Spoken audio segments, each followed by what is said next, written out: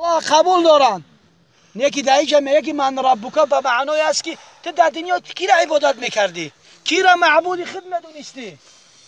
یعنی با کی سر به سجده میزدی؟ به معنای همین سوالش میکنن. یعنی در دنیا تو کی را عبادت میکردی؟ کی را معبود حقیقی خودت میدونستی؟ قبر ای شیخ یا که الله معبود حقیقی میدونستی؟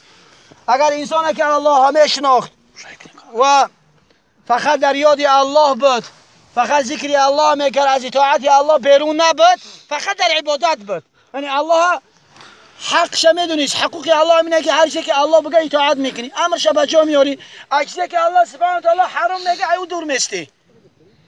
و اولین سوال امین از القبر برادر، میگه پروردگاری کی تو کیست؟ اگر انسان مسلمان بود، انسانی که الله شم میشناخت، میگه ربی الله، یعنی پروردگار من الله است، او ذاتی که من پیدا کرده است، او ذاتی که برای من حیات داده است، فرزند است، رزق داده است، منو الله. یعنی تلفظ کردن الله به زبان آسان میشود. اگر در دنیا تو الله عبادت میکردی، ذکر الله میکردی، یک شیخ میگه یک انسان در سکرات الموت بود، فریاد میکرد حضرت بیا. انسان در وقت سکرات الموت تلقین کلمه‌اش که کلمه‌اش بگو لا اله الا الله، وقتی میگه که به مو آدمی میمرد تلقین کلمه‌اش میکرد، اون مردک میوغید، پامیدور نایخه میسته، بودرینگ نایخه سومه، یعنی همون حیاتش همی بود در بازار فقط میوغید. بعد در وقت مردنش هم همون لفظا را تلفظ میکرد. امروز اما در دنیا الله بگیم و در یاد الله باشیم، در مرگ همون چیز ما تلفظ میکنیم. الله اکبر. و اولی سوال میکنن از الله مون میکنن، ما را ملائک سوال نمیکنه چند قسم جمع کردی، چند خونه ساز کردی، چند بیزنس داشتی، چی کارا میکردی، چند زور بودی، چند پهلوان بودی. میگه تو کی را عبادت میکردی؟ تو کی را میشناختی؟ معبودی تو کی بود؟ و دیوم سوال میگه که من دینک، یعنی دینی تو چیست؟ دین همین دین معناش چیه؟ چیزی که الله و رسولش گفت، چیزی که الله و رسولش قانون گذاری کرد، این دین است. اگر انسانی که در دین اسلام بود، پیروی از دین محمد صلی الله علیه و سلم میکرد، میگه دین من اسلام است. اسلام معناش تسلیم شدن. اسلم یسلم، اسلام تسلیم میشه.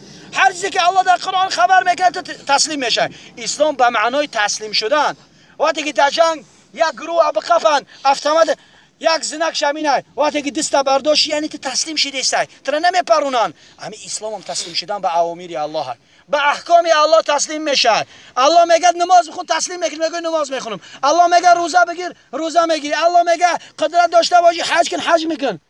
الله میگه زکات بده، یعنی به حکم الله تسلیم میشه. اینا میگن اسلام، تسلیم شدن به اوامر الله، به حکم الله تسلیم میشه. و سوال سومی چی میگه که من نبیک، یعنی پیغمبر تو کی بود؟ الله اکبر. پیغمبر تو کدام پیغمبر پیروی میکردی؟ امروز هر یکی ما را در امتی کی؟ در امت محمد صلی الله علیه و سلم. آیا با یک گفتن که من از امت محمد صلی الله علیه و سلم هستم کافی است؟ نه والله. با یک گفتن که من از امت محمد صلی الله علیه و سلم هستم این کافی نیست. سنت های پیغمبر را زنده میکنی. طبق پیغمبر صلی الله علیه و سلم زن میگیری، طبق گفته های پیغمبر نماز میخونی، طبق گفته های پیغمبر معامله اجتماع همه امور. برای الله سبحانه و تعالی در قرآن چی میگه؟ بهترین نمونه برای شما محمد صلی الله علیه و سلم است. ما دیگه نمونه نداریم. نمونه ابرزه دیگه پدرشن محمد صلی الله علیه و سلم دیگه یگان کس نمونه شدن نمیتونه. نه حافظ، نه رقاصه، نه یوفسی مثل یگان کس نمونه شدن نمیشه. عبرت باید از محمد صلی الله علیه و سلم بگیریم. نمونه باید پیغمبر صلی الله علیه و سلم برای ما باشه. الله اکبر. و در اون حالتی که وقتی که ما سنت پیغمبر از زنده میکنیم، طبق سنت پیغمبر صلی الله علیه و عمل میکنیم، یعنی تلفظ کردن با جواب با سوال ملائک آسان میگره. میگه پیغمبر من محمد صلی الله علیه و سلم سنتش به جا میارم. و امین محمد صلی الله علیه و سلم است که برای این امت روز قیامت میخزه و شفاعت میکنه. دیگه پیغمبر رو و گردن نمیگیرن، پیش حضرت آدم میروند، میگن اولین آدم اولین پیغمبر هستی، بیا از این حالت از این دهشت ما را نجات بدو، برای پیش الله و از الله برای ما شفاعت طلب کن. گفت نمیتونم تو شفاعت کردن و قدرتم ندارم که به سوی الله برم از شما شفاعت کنم. برای چی؟ برای الله وقتی که من در جنت داخل کرد گفت به همین درخت نزدیک نشه، به همین درخت گفت نزدیک نشه. و من گپی الله نگرفتم، به همین درخت نزدیک شدم و الله من از جنت بیرون کرد و من حیا میکنم به سوی الله برم. اگر چی الله گناهش مغفرت کن توبهش قبول کرد گفت من حیا میکنم امروز هزاران گناه ما میکنیم ما از الله حیا نمیکنیم در محالتی با حضرت آدم گفت من حیا میکنم که به سوی الله برم و عذر خواهی کنم که گپی الله به جا آوردم و پیش حضرت ابراهیم میروند میگه نفسی میگه منم امروز این حالت نفسی خودم محتاج به خودم داره من نمیتونم یعنی ما گوز آواز دستو پیت برید الله هم این محمد صلی الله علیه و سلم زستو پای زنه ای الله دل این مویت مستو زستو بشیستوا دیل فراروگ محمد صلی الله علیه و سلم و پیغمبر صلی الله علیه و سلم میگه این امتی گیده ما یابشینه کو امتی من و الله سبحانه و تعالی میگه یا محمد بیا شفاعت کن زستو پای توی زستو بشینه فرینی مای بیا شفاعت که شفاعت قبول است الله اکبر و محمد کی را شفاعت میکنه و او دعامون روز محمد در فکر ما و شماست امروز امت محمد در چی کار است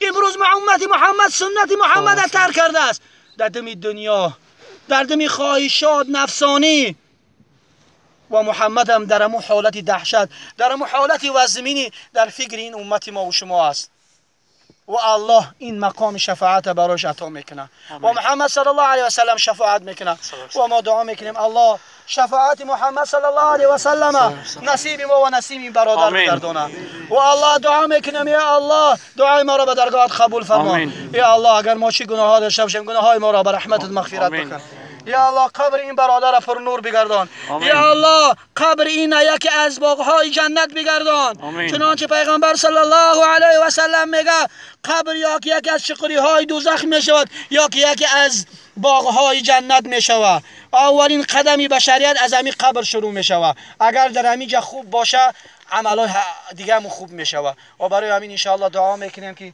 الله سبحانه و تعالی همین برادر ما حاجی محمدی را الله سبحانه و تعالی قبرش پر نور کنه یکی از روضه های جنت کنه همین قبرش ان شاء الله و گذشتن پوری صراط آسانش کنه و شفاعت محمد صلی الله علیه و سلم نصیبی و نصیب ما و شما بگردانه خیر برادر اومد نه اوران کویا بردا کنی نکره که همین بیا بمونیم حالا